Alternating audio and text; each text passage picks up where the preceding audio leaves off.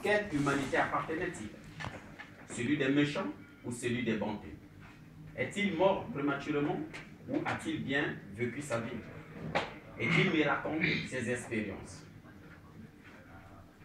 Qui me dira la vérité de ce que je suis? Que sais-je de l'histoire? Que sais-je de mon histoire? Les troubles vérités que le doute au fond de moi reproche à l'orgueil de voir la raison naturelle se perdre. Pourquoi devrais-je y croire? Qui m'a rapporté cette vérité? Dira-t-il que je suis l'instrument de terre d'Adam? Ou si je le descendant d'un ancêtre singe? Je suis, ça au moins j'y crois parce que j'existe. Aussi dans la tombe de mon grand-père, je n'ai vu que poussière et reste de ses ossements. Pas d'esprit ou d'âme, pas de paradis ou enfer. Mais où est passée sa chair? Le héroïque qui autrefois conquit les mondes. Où est parti le grand océan de férocité, de sagesse, ou tant de haine contre ses frères? Je ne saurais répondre à vos questions. Mes expériences jusque-là ont fait place à ma petite curiosité que je ne saurais non plus vous partager. Mais hélas dit, et je suis convaincu qu'en chacun des hommes, il y a une expérience, une toute petite expérience de souvenirs traversés. Au fait, et si je vous racontais ma petite expérience, celle de mon histoire, aussi, vous me raconterez vos expériences, celles de vos histoires. Ainsi, ensemble, nous pourrions réécrire un livre de notre humanité. Ainsi pourrait déguerpir à grands pas l'infâme complexe de supériorité ou infériorité lequel détruit nos rapports. L'idée véhicule du doute et de remise en cause est à la base des grandes révolutions. Dès son apparition, l'existence était devenue pratique. L'idée avait permis la révolution scientifique et technologique de toutes les civilisations qui ont progressé. En toute chose et en toute science, il y a trois dimensions de lire une histoire.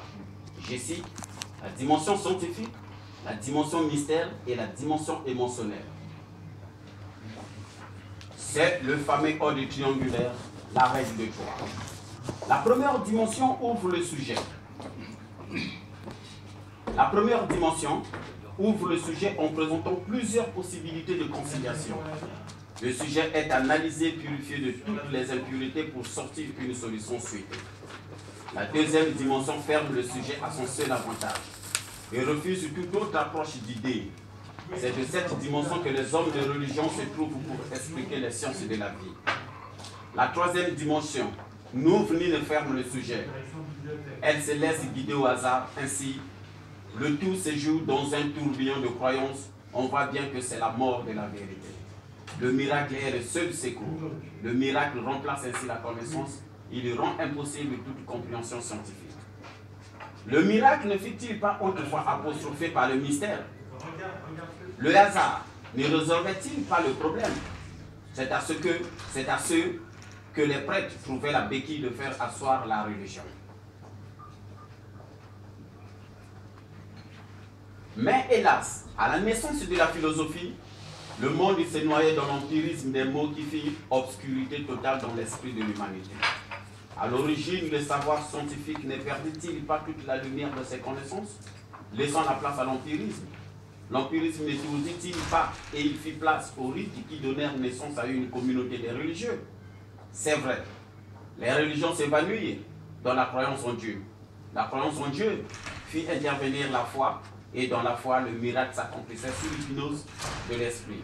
L'homme succomba au charme de l'ignorance. Bien sûr que les hommes ont commencé avec la sémence de la science. Ils se sont arrêtés dans celle de la foi en Dieu. La foi entraîna la croyance fut encouragée par la religion et l'enferma dans les rites dont l'empirisme avait totalement déformé le sens des vérités scientifiques. Donc, par la foi, l'homme s'accrocha à la religion à l'attente du miracle. Bien sûr, le premier reflet dans les sociétés moins évoluées, c'est la superstition, la croyance au surnaturel, la croyance aux esprits. Ne sont-elles pas des superstitions? Il fut une époque où l'homme superstitieux a contesté l'histoire. Il dressa son point du côté opposé de l'évolution. Les superstitieux, très rusés, furent la guerre à l'histoire des peuples et les écrasa. Ils changèrent ainsi le cours de l'histoire. C'est juste Ces gestes furent à la base de la séparation de la science à la philosophie. Ainsi, la société se divisa en groupes lesquels s'opposaient farouchement. Ainsi, l'histoire dépendait désormais des gens qui la rapportaient. Elle n'est plus transmise telle qu'elle était au départ. Les religieux majoritaires en nombre ne véhiculèrent-ils pas des propos superstitieux sur les origines de la vie par la création de Dieu et par l'évolution d'Arune? Il est vrai que leurs propos ne pouvaient que plonger le monde dans les crises sociales. Il fallait que le monde soit dans cette embrouille pour qu'aucun équilibre ne soit respecté dans le cosmos. Depuis là, la valeur humaine fit place à l'inspiration des religieux, là où est vénéré l'informateur, mais négligeait la source de l'information. Progressivement qu'évoluait la religion, on assistait à un genre de société hypnotisée, abusée par les lois léthargiques. Mais quand apparut le sage alchimiste, pour reprendre les choses, celui-ci fut combattu par l'ignorant qui voulut tout avoir lui seul. Le sage alchimiste voyait dans ses inventions l'art de combiner les sources de l'existence, l'art de rationaliser l'immortalité. Dans ses inventions, les sages maîtres commençaient à expérimenter ce savoir en séparant les solides des liquides et les liquides des gaz, en s'assurant qu'ils découvriraient le mécanisme qui provoquait la fusion des atomes. Le sage alchimiste se sentait le besoin d'apprendre son art aux gens qui le voyaient noble de cœur, mais le refusaient aux tyrans, aux barbares et aux vantards. Déjà l'homme du nouveau cycle touchait la gloire, mais aussi la puissance. Si bien qu'il avait le pouvoir de domestiquer l'univers.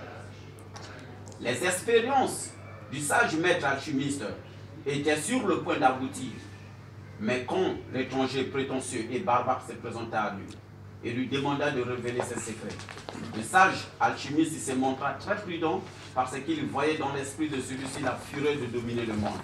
Un comportement dépourvu du sens de l'éthique. La raison de l'ignorant n'est-il pas de se faire violence contre soi-même et contre autrui? Le sage alchimiste craignait d'initier l'étranger à son art. S'il livrait le secret du bien et du mal aux barbares, ceux-ci vont menacer le monde. Tellement que ce besoin démangeait l'étranger prétentieux, le sage alchimiste se trouvait dans l'obligation de lui enseigner son art. Il lui donnait un enseignement confus où le vrai sens était caché derrière des signes, astres, lune, serpent, bélier, soleil, l'eau, le feu, l'éther. Aussi, il incluait la présence de certains animaux chimériques tels que le dragon, le cheval ailé, le phénix. Tel en fut l'enseignement déformé de sens sans tête ni queue, une véritable boîte de Pandore que le sage maître alchimiste enseigna aux barbares. Lorsque celui-ci découvrit qu'il s'était fait avoir, il tua le sage maître alchimiste pour récupérer sa place. Le secret de la gloire et de la puissance qu'il croyait savoir, il ne l'avait pas touché du doigt. Le sage maître alchimiste était mort avec son secret. Il n'y avait que lui seul qui connaissait ses secrets. Si bien que la science des grands initiés ne fut plus connue de personne d'autre en dehors des hommes de grandeur d'esprit qui ouvraient les portes du monde à la gloire et à la puissance. À la disparition du sage maître alchimiste, l'humanité terrestre sombrait dans l'empirisme des charlatans. L'homme barbare devenait ainsi le seul maître imposant sa tyrannie sur la terre, en massacrant le peuple. À sa mort, son héritage, dont le fond fut mal compris, fut légué à une descendance inspirée de dominer le monde. Lorsque cette descendance crut que le trésor du tyran lui procurait de grands pouvoirs et qu'elle détenait désormais tout le savoir du monde, elle s'était mise à écrire l'histoire du monde sans comprendre les réalités des autres peuples. La Bible, le livre par excellence, ne fut-elle pas écrit par les descendants d'un ancêtre qui ne comprenait pas lui-même ce qui était au départ de l'histoire du monde? C'est vrai qu'au début de cette histoire, les copistes s'égaraient dans la reconstitution des faits. Une confusion du temps et des personnages était dans leur esprit. Cette confusion fut compensée par des versions poétiques alchimiques. D'après la Bible, l'homme est un jeu à la merci des dieux. Le jour que Dieu se fatigue de manipuler l'âme de l'homme, il se fait relayer par le diable, jusqu'à ce que ce dernier se fatigue à son tour, et ainsi de suite. Tout ce que l'homme peut entreprendre dans sa vie est soit la volonté de Dieu ou celle du diable. L'homme en tant que jouet de Dieu ou du diable n'a pas de conscience. Il n'a pas de responsabilité. Poussé dans la violence, l'homme perd le contrôle de son esprit et se transforme en un monstre qui chasse ses semblables. Aujourd'hui, c'est ce même homme qui est à la recherche des valeurs d'unification, des valeurs de stabilité, des valeurs de bonheur intérieur. Toutes les voies conduisant à ces valeurs sont rendues étroites à cause de l'éthique qu'il a lui-même établie. Sa conscience est piégée. L'homme piège ses propres sentiers. Il copie les habitudes dans les milieux religieux qu'il fréquente et qui ne lui permettent pas de sympathiser autrement avec des gens qui lui sont différents. Automatiquement, il commence à régner sur la terre une série de conflits d'une extrême violence. Dire que la machine de l'esprit de l'homme avait été viciée dès que les superstitieux ont voulu expliquer l'origine de l'univers. En limitant la science, les religieux conclurent en bloc toute l'existence en sous-estimant le pouvoir du cerveau humain. Imaginons que cette Bible à fond de mystère avait été écrite par les savants atlantes ou par les prêtres égyptiennes. La version de la création mentionnée dans ce livre serait transitaire à l'esprit des gens, comprenant que la Bible avait été écrite sous le signe des émotions et que la pression serait catastrophique. Une âme consciente qui sait lire, comprendre et faire la part des choses. Un homme d'esprit libre ouvre la compréhension. Un homme d'esprit libre ouvre la compréhension et permet aux autres de comprendre la thématique. Par contre, la réflexion d'un homme à l'esprit bordé crée d'autres problèmes. Par contre, une âme inconsciente est aveugle, ignorante et méchante. Jésus et Galilée connaissent quelque chose du sort qu'un peuple ignorant réserve aux éclairés, étant donné qu'ils ont payé le prix, lorsqu'une foule des ignorants s'est déchaînée sur eux. En séparant l'homme des soucis religieux, se façonnera un être humain pur et équilibré, qui fera la fierté d'une humanité harmonieuse. Un tel homme comprendra que toute vie est un cycle et qu'il existe d'autres cycles dans l'immense cosmos qui évoluent normalement, tranquillement, indépendamment d'une quelconque volonté. Et qu'il comprendra aussi que le mouvement des cycles est éternel. Il ne régresse pas, mais il évolue. Cet homme comprendra que le fonctionnement d'un cycle est semblable à un microbe dans le corps. Il y naît, évolue puis disparaît. Après que le précédent cycle ait touché à sa fin, le second apparaît pour disparaître à son tour. Avant qu'un cycle ne disparaisse, il expérimente la vie ignorant les cycles précédents. Et il se croit être celui qui existe au monde, le plus intelligent et le plus beau, le plus évolué. Ainsi de suite, les cycles renaissent, le mouvement infini de vie se poursuit et s'enchaîne. Il comprendra que la démonstration génétique des espèces vivantes prouve leur ressemblance scientifique. Il comprendra que toutes les espèces vivantes sont localisées dans des espèces de cycles. Mais parfois, nous ignorons à quel cycle nous appartenons et que personne au monde ne connaît combien de cycles sont passés avant que n'arrive celui dans lequel nous sommes projetés. Et que des mondes meilleurs ont existé et disparu avec tous leurs souvenirs. Souvent, leur apparition demeure pour le monde actuel un grand mystère. Ainsi, la grande question de l'humanité, je cite, « Qui sommes-nous? D'où venons-nous? Où sommes-nous et où allons-nous ?» Elle reste entière. Il est vrai que l'homme est le seul des espèces vivantes qui cherche d'où il vient. Il utilise les possibilités de son cerveau pour immortaliser ses empreintes. Son seul ennui, c'est qu'il ne peut pas arrêter la course du temps, facteur de destruction. Le temps détruit tout ce que l'homme façonne après un dur labeur. Son activité régule le mouvement de la nature. Le temps modifie les structures, efface l'ancien, façonne le nouveau. L'homme sait que tout ce qu'il n'avait pas pu faire jusque-là, c'est d'arrêter le temps. Il sait aussi que cela n'est pas de son pouvoir, même s'il joue avec le temps, mais celui-ci le rattrapera. Quand l'homme sera rattrapé par le temps, il n'aura plus l'opportunité de satisfaire sa curiosité. Il sait encore que son travail est de pallier à ses problèmes. Pour lui, la seule mission, c'est qu'il doit ralentir la vitesse du temps pour être éternel. C'est un rêve qu'il a toujours caressé et qu'un jour il se réalisera. L'homme veut vivre éternellement et il a contredit l'histoire. Une fois qu'il est éternel, il ne connaîtra plus de vie. Et que l'ombre de la poussière du temps ne viendra plus effacer l'essentiel des petites connaissances qu'il a amassées jusque-là. Il doit tout accomplir. Il ne doit plus recommencer les cycles à zéro. C'est le but de sa mission, sa raison d'être humain. C'est en partant sur cette base que chacun crée des lois, des machines et des philosophies. Les lois sont pour réglementer ses activités, les machines sont pour perfectionner son travail et les philosophies sont pour conserver sa mémoire dans les signes des temps. Permettez-moi de lire une citation ancienne d'Hermès Trismégiste, écrite sur la table de Mérode par les prêtres atlantes. Comme disaient les anciens, le vent est verbe pour qui sait l'écouter. Je cite la citation. Il est vrai, son mensonge, certain et très véritable. Ce qui est en bas est comme ce qui est en haut. Et ce qui est en haut est comme ce qui est en bas. Pour accomplir les miracles d'une seule chose. Et de même que toutes choses ont été et sont venues d'un, ainsi toutes ces choses sont nées de cette chose unique par simple acte d'adaptation créatrice. Le soleil en est le père, la lune en est la mère. Le vent l'a porté dans son ventre, la terre est sa nourrice. Il est le père de tous les miracles du monde. Sa force est parfaite lorsqu'il est transformé. En terre, il sépare la terre du feu, le subtil de le père. Avec prudence et douceur, il monte de la terre vers le ciel et redescend aussi sur la terre. Et il unit en lui-même la force des choses qui sont en haut avec la force des choses qui sont en bas. Tu auras ainsi toute la gloire du monde. Et c'est pourquoi toute obscurité et tout ténèbres s'éloigneront de toi.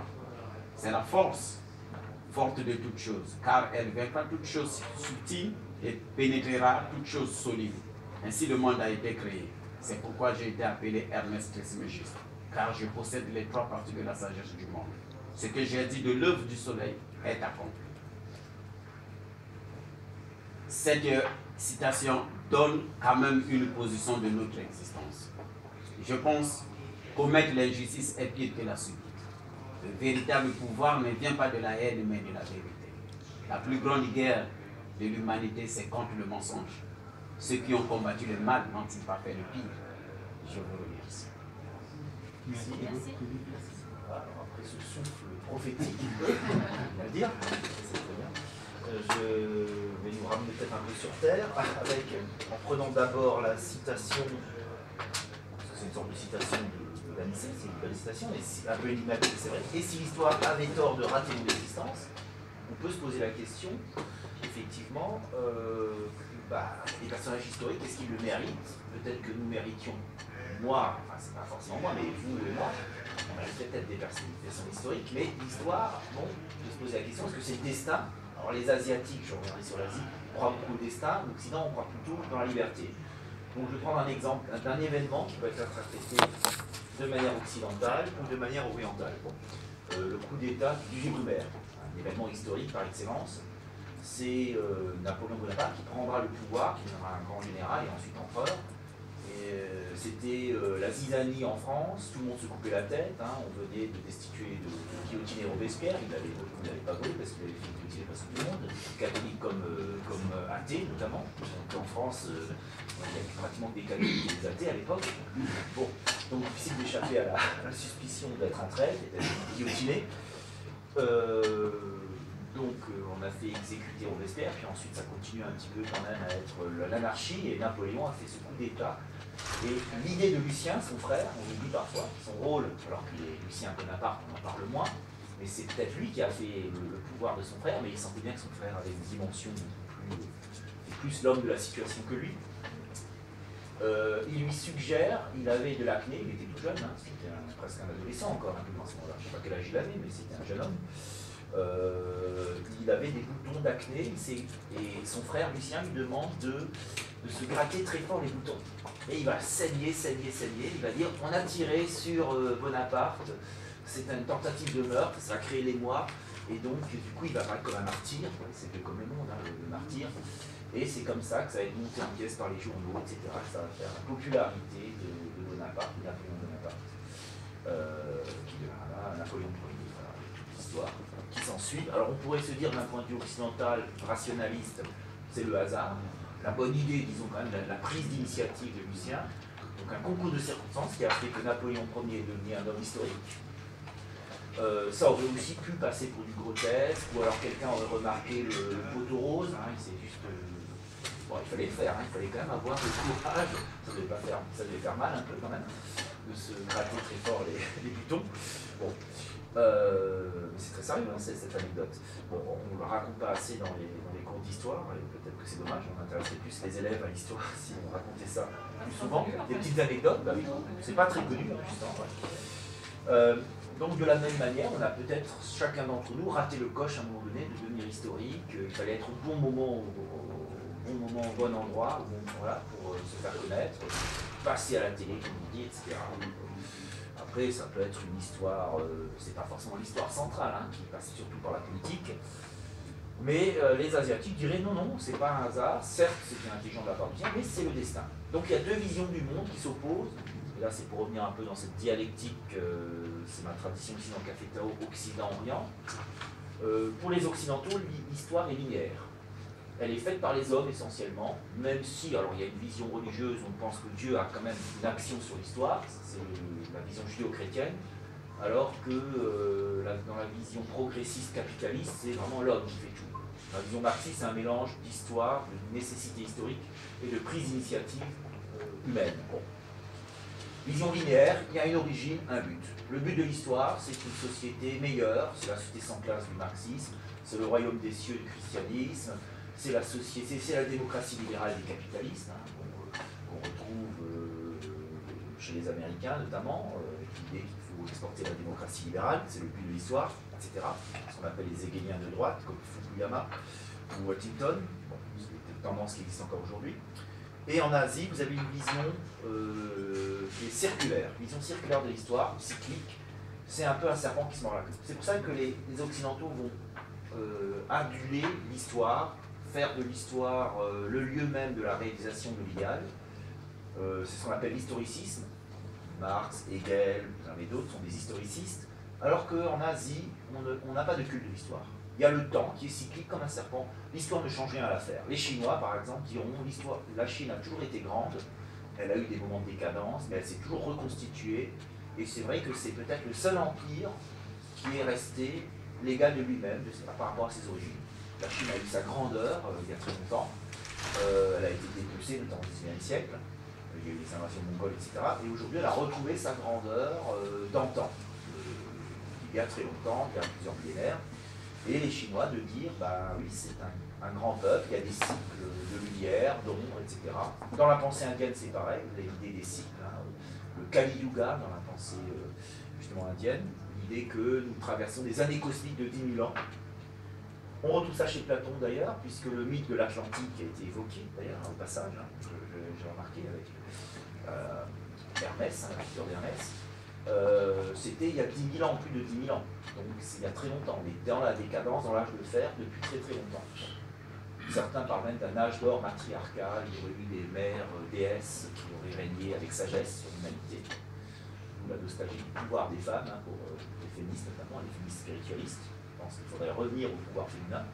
Pourquoi pas, effectivement, ça ne peut rien à essayer, vu que le pouvoir patriarcal, c'est pas terrible, hein, les résultats n'ont pas été magnifiques. Des choses bien quand même, hein. Mais globalement on se sent quand même pas très bien. Encore pire. Oui, alors ça je sais pas, c'est une autre... ça c'est un autre débat. Ça, bon, c'est une hypothèse des féministes, hein, mais bon. Et donc alors en Orient, on pense que l'histoire ne change rien à l'affaire, que le temps est cyclique, et il y a une vision intermédiaire qui m'intéresse beaucoup, et qui à mon avis donne une place à peut-être à ceux qui se sentent les oubliés de l'histoire. C'est la vision de l'historien anglais Arnold Toynbee, qui est très intéressante, c'est une vision... On appelle ça la vision culturaliste de l'histoire, ou spiroïdale, puisque dans la vision occidentale, on a une ligne droite qui monte, normalement avec le progrès vers quelque chose de mieux. On n'y croit plus trop à cette vision optimiste de l'Occident, parce que bon, ça se saurait, hein, si on devait avoir un monde meilleur avec tous les moyens technologiques qu'on a.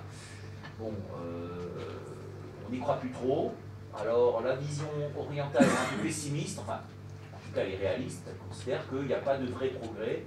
Il y a des progrès technologiques, mais en réalité l'homme est toujours le même, il sera toujours le même. Il y a le bien, le mal, etc., qui se neutralisent en quelque sorte. Donc on va dire une vision plus statique des choses. Et il y a la vision de Toynbee, qui est de dire qu'il y a des retours en arrière. À travers, parce que Toynbee s'est beaucoup intéressé à la théorie de la réincarnation, puisqu'il a été historien des armées britanniques en Inde, au XXe siècle, hein, c'est un homme du XXe siècle, il est né en 1889, il est mort en 1975, presque un contemporain. Toynbee s'est intéressé à la doctrine de la réincarnation qu'il va intégrer dans l'histoire. Il dira qu'il y a des espèces de réincarnation dans l'histoire. Ce qui est valable pour l'individu, des vies antérieures, c'est valable pour l'histoire. Il y a des nœuds karmiques qu'il faut surmonter. On a même des répétitions de personnages historiques. Enfin, en tout cas, des gens qui se prennent pour un grand homme du passé.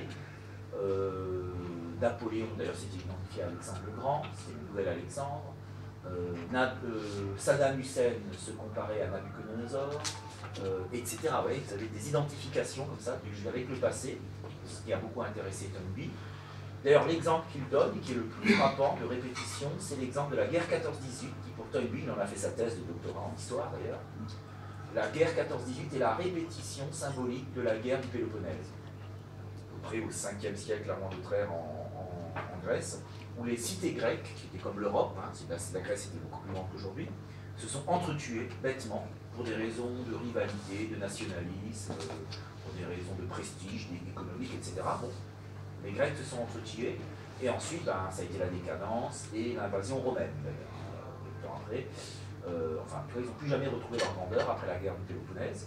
Pareil pour l'Europe, 14-18.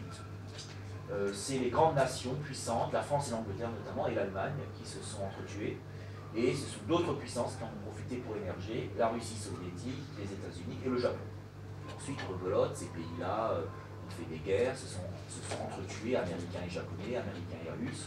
Bon, la Chine est devenue la grande puissance, mais elle commence aussi un peu à faiblir. Pour l'instant, c'est pas la plus grande puissance économique. Et peut-être que ça sera le tour de l'Inde, et après, il y a un cycle comme ça. D'ailleurs, pour Toynbee, il y a toujours une civilisation dominante dans l'histoire, mais ça change tout le temps. Donc on ne peut pas lui reprocher d'être, par exemple, pro-occidental ou pro quoi que ce soit. Hein, il y a un cycle, et il y aura peut-être le moment, on l'espère pour l'Afrique aussi, qu'on a parfois oublié dans l'histoire. On pourrait se dire, quand j'ai lu l'énoncé, j'ai pensé à l'Afrique en me disant la définition officielle de l'histoire comme devant être racontée par l'écriture, elle est très arbitraire, puisque dans beaucoup de pays, vous avez une tradition orale, la tradition écrite, bien sûr, en Afrique à travers les nations coloniales, le français et l'anglais, mais vous avez un tas de langues, vous avez des langues écrites, vous avez beaucoup de langues orales. Il n'y a pas d'écriture, beaucoup de peuples qui ont qu'une tradition orale, qui suppose une mémoire extraordinaire d'ailleurs. Et de dire qu'un peuple n'a pas d'histoire parce qu'il n'a pas d'écriture, c'est une absurdité, il me semble, c'est une injustice. Donc l'histoire est arbitraire, effectivement, c'est ce que Camus lui reproche, en disant qu'il y a le tribunal de l'histoire, et d'ailleurs l'histoire qu'on nous enseigne à l'école, c'est l'histoire des vainqueurs. D'ailleurs l'histoire est controversée. Avant, je me rappelle, moi, quand j'étais au lycée, on nous enseignait que la Révolution française, c'était parfait, c'était bien, c'était la fin de la despotisme. Et après, il y a eu des historiens comme François Furet qui nous ont expliqué qu'il y a eu quand même, on nous a caché soigneusement qu'il y avait eu quand même 500 000 morts en Vendée, les guerres franco-françaises, le génocide vendéen, c'est 500 000 morts quand même pour l'époque.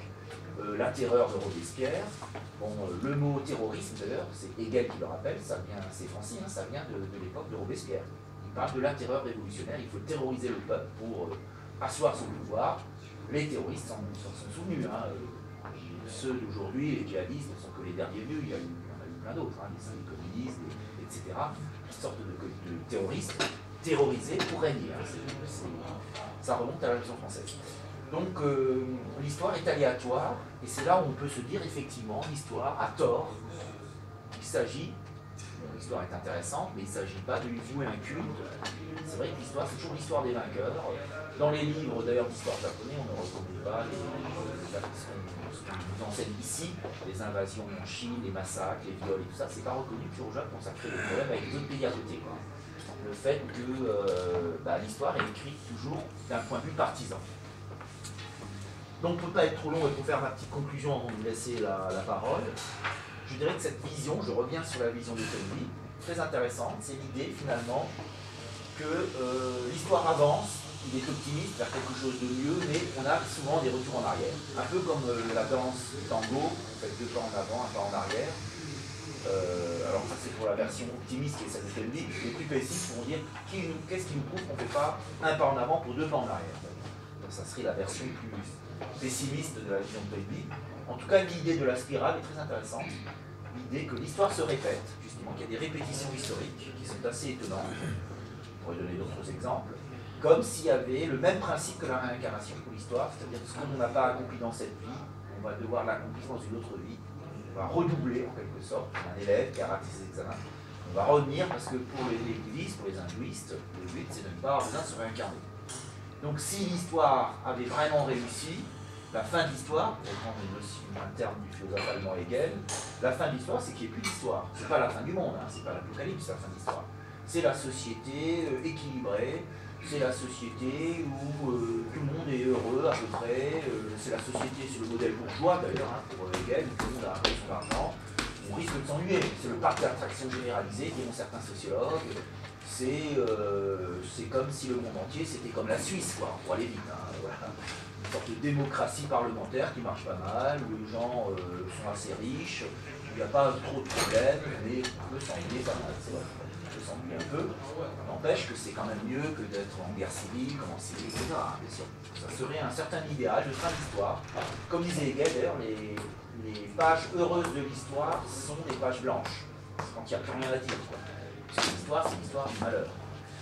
Donc c'est vrai que l'histoire a peut-être tort de rater l'existence de tous les anonymes que nous sommes, hein, qui ne sont pas connus historiquement.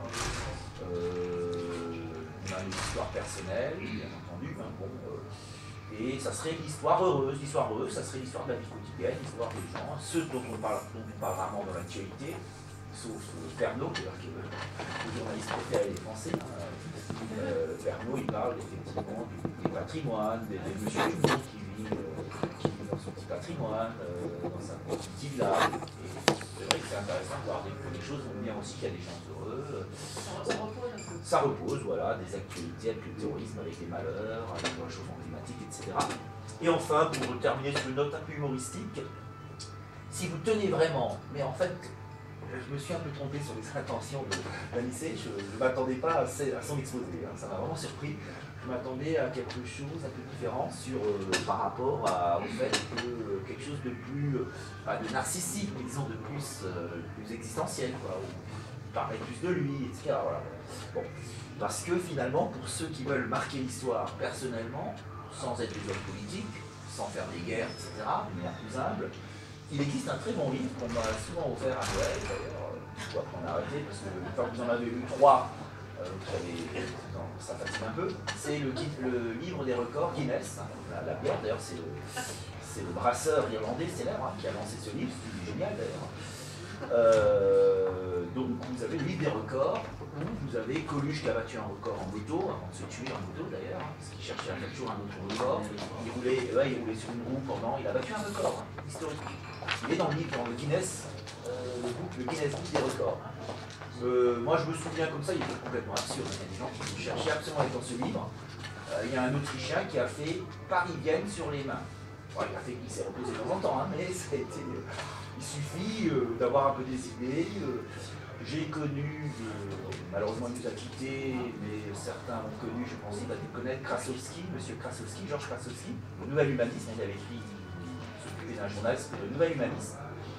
Il avait lancé pour l'écologiste, un grand écologiste et pour la paix, notamment pour lutter contre le massacre des bébés phoques au Canada.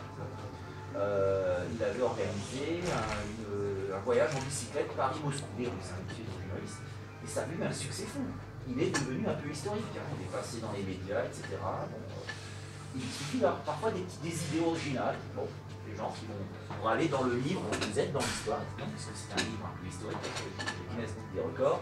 Alors ça peut être dangereux parce qu'il y en a qui vont chercher à faire des records, par exemple, en consommation d'alcool, etc. Ou voilà, faire des exploits qui peuvent être dangereux, effectivement. Donc vouloir absolument passer dans l'histoire, ça peut effectivement aussi être dangereux parce qu'on veut donner un sens à sa vie. Donc peut-être que, comme dit le proverbe, l'histoire est dangereuse, Voltaire disait qu'il faut vivre, pour vivre heureux, il faut vivre caché, cultiver son jardin. C'est-à-dire ne pas être forcément, éviter le feu des projecteurs, hein, parce que là c'est risqué. Et comme on dit, il est plus facile d'être connu dans l'histoire par les médias en faisant une bêtise qu'en faisant une bonne chose, malheureusement. Si vous voulez être connu pour le bien que vous faites, il faut vraiment mettre le paquet.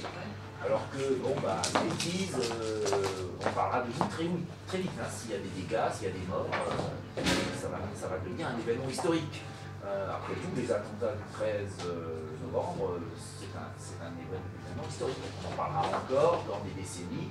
Il paraît qu'il faut attendre 20 ans pour qu'un événement rentre dans les livres d'histoire. Donc certainement que la génération de petits-enfants, par exemple, les enfants, c'est certain, les enfants verront dans les livres d'histoire les événements du très souvent, les conséquences, la guerre de Daesh, etc. C'est comme les Rostrats. Voilà, oui, les Rostrats, c'est un bon exemple aussi, qui a brûlé effectivement la bibliothèque et le temple. Pour être connu. Pour être connu, voilà, Oui, oui. complète des Rostrats. Voilà. Effectivement, c'est bien de le rappeler. On l'avait tiré de l'histoire, on ne voulait pas qu'il. Oui, exactement. On rappelle, qu'on se rappelle de lui, mais finalement, il est resté dans l'histoire rien que par son nom. Que par son nom, voilà, il a marqué l'histoire finalement, en faisant une chose terrible parce qu'il a brûlé aussi énormément de livres, voilà, le temple d'Éphèse, voilà, le temple d'Éphèse, il l'a brûlé. Et oui, Le Bibliothèque nationale qui est pas loin, le Seigneur. oui, c'est pas voilà. Donc c'est un peu le paradoxe aussi de notre problématique du soir, voilà. Donc méfions-nous de l'histoire, et là les Asiatiques sont peut-être plus sages, comme souvent, eux se méfient de l'histoire, justement. Bon, Camus aussi d'ailleurs, le penseur aussi, Nietzsche, le penseur d'Occident aussi, se méfie de l'histoire. C'est la loi du plus fort finalement qui s'impose dans l'histoire, ou du plus spectaculaire, hein, ce qui d'ailleurs est aussi funeste et dangereux. Alors je terminerai juste par une petite citation de Victor Hugo, avant de vous laisser la parole, qui disait que l'utopie d'aujourd'hui sera la réalité de demain. Heureusement qu'il y a des visionnaires, d'ailleurs c'était le thème qu'on avait eu l'année dernière. Ah oui, on avait traité les visionnaires, on avait traité les sujets debout les visionnaires, à bas les gestionnaires. C'est une idée de notre poète, parce que j'ai cité Victor Hugo, grand poète, prince des poètes. Et c'est vrai qu'on a besoin aussi d'utopie pour demain, pour faire avancer l'histoire, justement. Voilà, la parole. Tout à l'Assemblée. Moi, je pourrais dire Alors, oui, seulement, seulement la chose suivante. C'est que, d'accord, moi, effectivement, de toute façon, il y a des choses positives et négatives à tout. Mais quand même, si on pense à l'histoire, est-ce qu'elle sert, au moins pour nous, elle a servi dans la mesure où, grâce à la Révolution française, on a réussi quand même à être libre, à avoir la liberté de penser, de religion, etc. Certains privilèges ont été abolis. Et voilà, on est quand même quelque part ce qu'on est grâce à la Révolution française. Alors effectivement, il y a des points négatifs, parce que ce qui s'est passé à la Révolution française, il y a eu de la guillotine, notamment par Robespierre qui est exécuté. Enfin, il y a eu des choses affreuses, il y a eu beaucoup de morts. Et ça, le problème, c'est que, est-ce qu'on peut dire qu'il a fallu passer par là pour arriver libre? Pareil, le roi et la reine, bon, on pense qu'on veut, mais ça a été dur quand même. Mais voilà, ça a été par ce biais qu'on est arrivé à être ce qu'on est, à mon avis. Sylvie. Moi, j'ai pas très bien compris en fait, le sens que vous donnez à l'histoire. Est-ce que c'est l'histoire telle qu'elle est transcrite, telle qu'elle est comment dire, interprétée par les hommes, par certains hommes en plus, ou bien est-ce que c'est l'histoire, le temps? C'est quoi le thème? C'est l'histoire avec un grand H, hein. C'est l'histoire événementielle, c'est pas l'histoire, même si on a parlé d'écriture de l'histoire, c'est pas la petite histoire, c'est-à-dire c'est l'histoire telle qu'on la raconte, c'est l'événement historique. Hein. Enfin, moi je l'ai pris dans ce sens-là. Avec l'idée D'accord, que... mais l'événement historique, il peut être traité de différentes manières selon l'endroit où on se trouve, selon le camp où on se trouve, quand il s'agit de guerre. Donc, voilà, l'histoire sera différente d'un pays à l'autre. Ça ne sera pas la même histoire. En fait. Tout à fait, bah, c'est ce que j'ai rappelé. D'accord, oui. Ce qui pose problème, effectivement. Ouais. Mais par rapport au... Enfin, tu parlais aussi de l'histoire en Occident qui est plus linéaire et en Asie qui est circulaire. Moi, je trouve que ça pose aussi la question du libre arbitre et du déterminisme, en fait. Parce que si on parle d'histoire circulaire, ça veut dire que tout est un peu écrit déjà. Hein, c'est des cycles, on retourne en arrière. Si c'est linéaire, on peut supposer que l'être humain a une possibilité d'action et une forme de libre arbitre dans la progression de l'histoire, du temps. C'est ça, C'est